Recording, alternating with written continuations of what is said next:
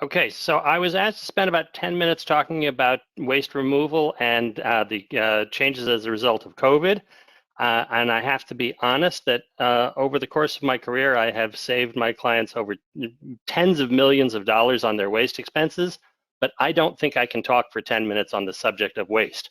So my goal is to be brief, be brilliant, and be gone. Okay, so here we go.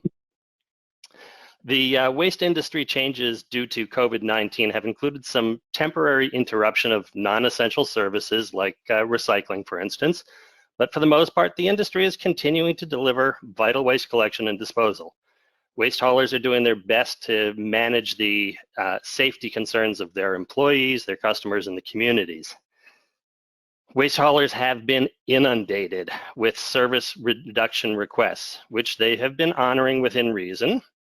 It's not uncommon for them to take 7 to 10 business days to implement those changes based off of their backlog. So here's a keynote. It's important that these changes need to be initiated by the customer. Haulers don't proactively review or adjust your service levels. So if you're overserviced, they're very happy to charge you to pick up empty dumpsters. And if you're underserviced, they're just as happy to charge you for overage fees. In addition, the waste vendors are getting stricter on their accounts receivable.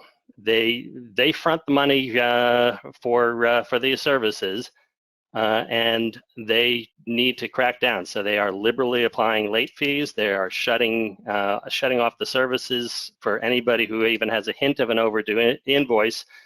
Bad debt has become a real concern for them, and they've got millions upon millions of dollars invested in equipment and manpower, so they have a valid concern.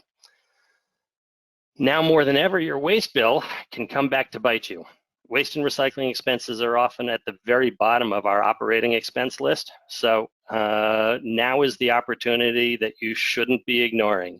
You should use this time to look inside your waste and recycling dumpsters, make sure you're serviced appropriately, and therefore preserving the money that you would be spending on this. If you wait, there will be no recovering the costs of these unneeded services, no refunds, no credits. Haulers aren't doing anything that hasn't already been in their bag of tricks. You can expect that erroneous fees and tighter enforcement will stay on as part of the new normal. This should be a wake-up call to all of us.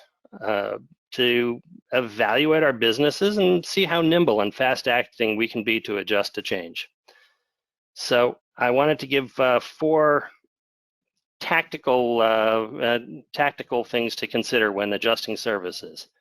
The first and foremost, do simple division. If you're paying $1,000 for waste services and you choose to reduce your services down to 75%, make sure the math works. This is an excellent opportunity for waste companies to improve their profit margins, and just take out your calculator if you need to, but make sure that the ratio stays the same as it was. Okay, the second most important thing, be really careful about signing what they call the paperwork. That really is a new contract in disguise. There's no reason to obligate yourself to a new contract term for a simple service change. My third recommendation is when you're adjusting services, try to cut out a day of service or days of service as opposed to adjusting the size of a container. This is going to save you time and money because you're not going to be paying for removal and delivery fees.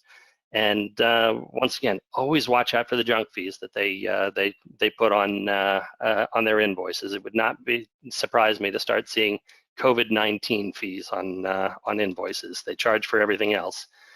And finally, I would suggest that you anticipate that it's going to take time to ramp back up. Just as like now there's a 7 to 10 day delay in getting your service decreases done, anticipate when you see the business is going to be picking back up, and try to schedule your service increase to be effective then. Because if you wait until the rush, you're going to be trapped in the queue with everyone else. Right now, Talismark is proactively reviewing all of our clients' service levels, taking swift action to adjust. We're ensuring that our clients are only paying for the services that they currently need. And as their outsourced manager, we assume the workload involved with these service changes, freeing them up to concentrate on their businesses. That's what I would recommend, for anybody paying for waste services. Just stay on top of it now. I thank you for your time.